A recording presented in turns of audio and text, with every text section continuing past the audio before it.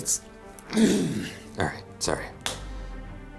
It's been difficult because I don't really like asking people for help. In Montgomery County, Texas, if you get accused of molesting a child, you're gonna end up going to prison for a very long time. Let's face it, you'd be screwed. Up to life in prison when you're convicted, and who doesn't want to see child molesters put under the jail? But what if you didn't do it? It's absolutely bullshit. What if you're innocent? He's in this rat hole for no reason. You come to us. Adultifino Media Criminal Injustice Investigation, Freeing Flynn. 31-year-old Justin J. Flynn certainly didn't fit the typical profile of an alleged child molester, an Eagle Scout, a criminal justice graduate, a job guarding ICE detainees, a clean criminal record, plans to enter the military. My son lives in a black and white world, and he follows the rules. Then Justin Flynn's world just blew up, captured on the family's Ring camera video 3 years ago. Sir, yeah, Detective Lee, the sheriff's office, have a search warrant for the home. Flynn's parents' home was raided by the Montgomery County Sheriff's Office in April of 23. Flynn was charged with the most heinous child sex assault allegations there are. Alleged continuous sexual assault of a 5-year-old girl. I was disgusted. Just couldn't believe, The camera shows Justin's shocked father, a veteran. He suffers from PTSD. Shortly after this video was taken, he had to be hospitalized. His son's mugshot was soon plastered on the internet. Justin Flynn had suddenly become some kind of poster child, a supposed sex criminal. Justin lost more than his job. He lost his good name. It broke him down to belittle him to a way that he wasn't even a person. This was the little girl Justin had supposedly molested repeatedly, his very own daughter. Very heartbreaking because you know that he didn't do it. It's been 2.5 years since Justin Flynn has been allowed to even see his little girl. His parents haven't been allowed to either. That's pretty much explains it. Crazy. The last time I had seen her, she was like, "Oh, Grandma, I'm so excited, I get to come back and I love you," and gives me a big hug and kiss on the cheek, and that was that. But no physical evidence was ever found linking Justin Flynn to any sexual assault of his daughter. We've seen the records. Flynn's DNA was tested multiple times. So was his hair. It was all negative. But that didn't stop the Montgomery County Sheriff's detective who made the big bust.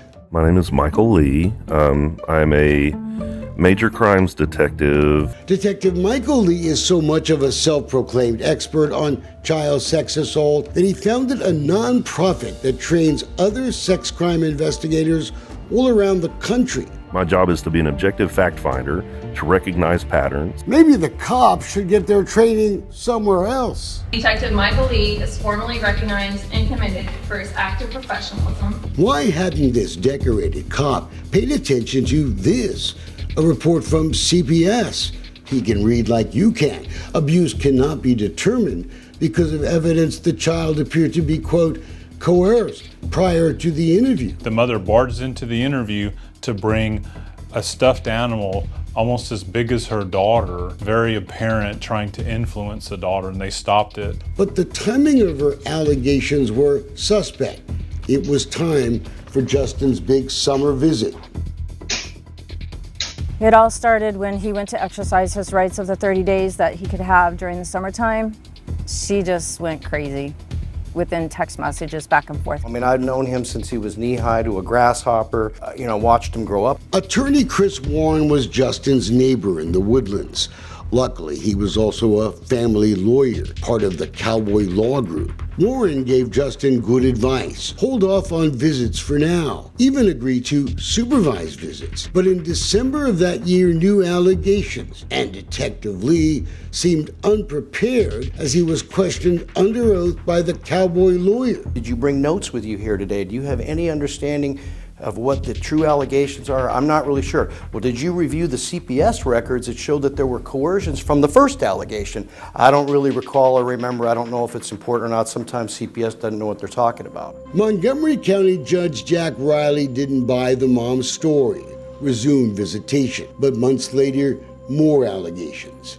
Then that raid in the Woodlands. But did Flynn's wife have another potential motive for making these allegations in the first place? Miriam Janjua is a citizen of Pakistan in the U.S. on an expiring student visa. This is her wedding photo with Justin. Boy, her parents look happy, don't they? They let her move to Canada after immigration problems. Miriam had applied for asylum to stay here, but there was a way to ensure she got to stay, claiming her or her daughter were victims of abuse. This woman was desperate to stay in this country, desperate to say whatever she had to say to make that happen. Call your DAIA advocate to help think of alternative plans. With the help of DAIA, a Houston organization that helps South Asian women, she tried to take advantage of a federal law that provides special visas. And an immigration expert hired by Justin's parents saw all the signs of immigration fraud. When women start crying wolf, what's going to happen when someone actually does?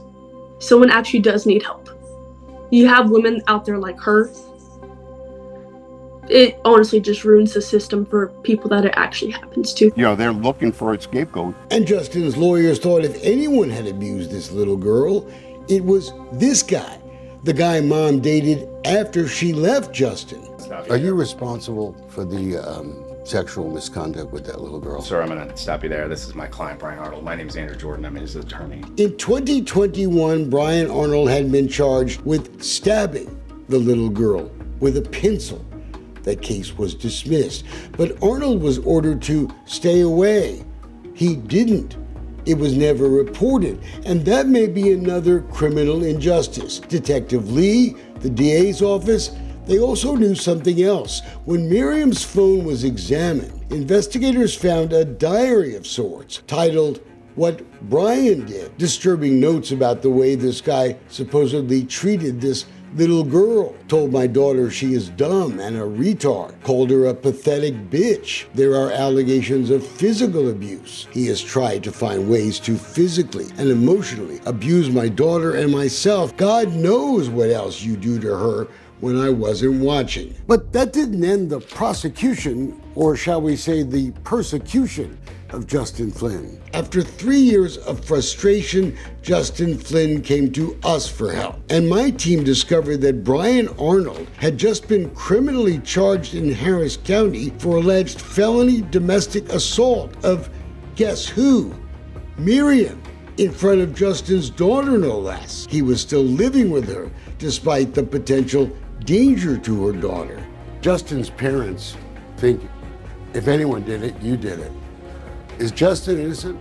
Arnold's lawyer hadn't met me before, but I guess he's one of my newest fans. Sir, you're not to talk to my client. I told you not to talk to my client. It's respectful. A few weeks after the DA learned about our investigation, the charges of continuous sexual assault of a child were dropped. But the nightmare, it wasn't over. Justin Flynn was indicted again, now charged with just one count of sex abuse. It supposedly happened during supervised visits, the DA said. While his mom and sister were in the room, Flynn had somehow snuck in and molested his daughter. We showed up at Flynn's arraignment. His lawyers say it made a big difference. And all of a sudden, our words had a lot more credibility because Wayne Dolcefino was outside. I mean, without making your ego too big, a lot. Flynn had been told to come back to court next year, but just 7 days after that court appearance, video captures a thumbs up from Chris Warren as he goes to deliver some new news to Justin Flynn. It's over, dude. The entire case had been dismissed. Thank you. Aww. Finally, he can have his life back. I screamed from high heavens of joy. I literally went, woohoo! The ankle monitor that has marked Justin Flynn for more than 2 years is now coming off. But where does Justin Flynn go now to get his name back? They took away a man's life. I'm extremely upset. You blame Detective Lee a lot. I do. If he actually would have put in the work to do his job, it wouldn't have taken 3 years to know that my brother's not guilty. You have this mound of evidence showing I'm not guilty, and yet you're still coming at me. You want a public apology for anyone? Honestly, I would appreciate an apology from the sheriff's office and from the DA's office. A DA's office that pursued these criminal charges despite so many red flags. The DA, Brett Ligon, he ignored our phone call, but he always does. But this injustice may haunt Ligon as he plans a likely run for state senate. Once you enter into Montgomery County, it is a whole nother world. Being tough on crime can also be good politics, unless you refuse to say why you prosecuted an innocent man.